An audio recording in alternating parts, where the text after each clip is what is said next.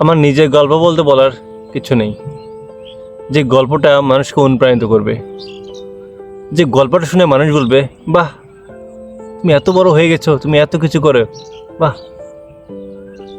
যে গল্পটা শুনে মানুষের দুহাত এগিয়ে এসে বলবে না আসো, তুমি তো জাতির শ্রেষ্ঠ সন্তান, তুমি তো দেশের সম্পদ। আমি এত বড় কিছু নেই যে পর্যায়টা শুনলে ছোট বড় সবাই এসে হাত মোলাকাত করে বলবে ভাই কিছু পরামর্শ দেন আমাদের, আমরা কীভাবে জীবন উন্নতি করব। হ্যাঁ, আমি সাদমান সাকিব, পড়াশোনা করি সাধারণত পাবলিক বিশ্ববিদ্যালয়। আসলে অনেকদিন পর আমাদের বাসায় এক আত্মীয় স্বজন আসলো, বলা যায় যে আমার আব্বুর বন্ধু, খুব প্রিয় বন্ধু। তার দুই ছেলেকে নিয়ে আসলো। তার এক ছেলে এবার বুটেক্সে চান্স পেয়েছে, আর এক ছেলে নর্ডেম কলেজে পড়ে। দেখা সাক্ষাৎ করলাম প্রথমবার। তার দুই ছেলে কত ভাবা না, এটা তো সত্য, করে বলেই তো বলে, তাই না? মিথ্যা তো আর কিছু না। আমার যতটুকু আছে এতটুকু নিয়ে আমার আব্বু আম্মু বলা বলি করলো। কিন্তু কোথায় বুটেক্সে, আরটা ছেলে নর্ডেম কলেজে পড়ে, আর কোথায় আমি সাধারণ একটা বিশ্ববিদ্যালয় পড়াশোনা করি, মানা এটা কখনোই না। আসলে আমি তখন চুপচাপ করে থাকলাম। খারাপ লাগে, ইগোতে লাগে, মনে হয় ইস, আবার যদি সেই সময়গুলো পাইতাম। খাওয়া দাওয়া বন্ধ করে হলেও আবার মনে হচ্ছে নতুন করে পড়াশোনা শুরু করে একটা ভালো একটা ইউনিভার্সিটির চান্স নিতাম, ভালো একটা সাবজেক্টে পড়তাম। এটা শুধু আমরা এক কথা না, আমার মতো এরকম শত শত যুবক আছে। আসলে অ্যাডমিশন লাইফটা বা চাকরি জীবন যেটাকে বলি না কেন, সবাই তো জিতবে এমনটা নয়, কখন কাউকে হাঁটতে তো হবেই। আমি হেরে গেছি, বাট আমার জায়গায় অন্য কেউ ঠিকই জিতে গেছে। এটাই তো খেলা, তাই না? তবে জীবনে কিছু কিছু পরাজয় মেনে নিতে খুব কষ্ট হয়। আসলে মানুষের সামনে অপমান হতে কে চায়? কেউ তো চায় না। তারপরেও তো লজ্জা লাগে আসলে। আমি এমন কোনো কিছু করি না যাতে আমার আব্বু আম্মু গল্প করে বলবে বাহ, আমার ছেলেটা এত কিছু করে। আর খারাপ লাগে, বিশ্বাস করুন, আমার এই পর্যায়ের জন্য আমার খারাপ লাগে না। বাট আমার খারাপটা লাগে কি জানেন? শুধুমাত্র আমার আব্বু আম্মুর জন্য।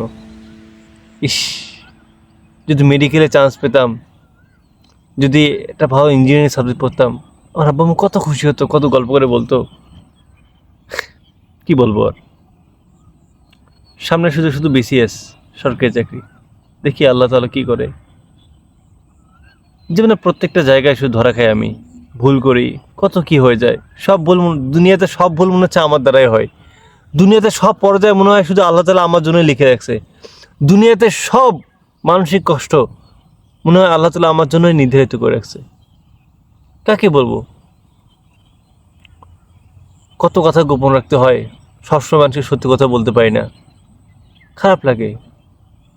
এই যে ঈদে বন্ধু বান্ধব আসছে, দেখা করতে পারি না। সবাই টপ ইউনিভার্সিটিতে পড়ে, আর আমি। এটাই আমার গল্প। আমি চাই না আমার মতো গল্প কারো হোক, কিন্তু হয়ে যায়। আমি চাই না আমার মতো কেউ দুঃস্বপ্ন দেখুক, আমার মতো কারো স্বপ্নগুলো ভেঙে সে চুরমার হয়ে যাক। তারপরেও হয় কি আর করার, ধৈর্য ধারণ করতে হবে, বাঁচতে হবে, তাই না?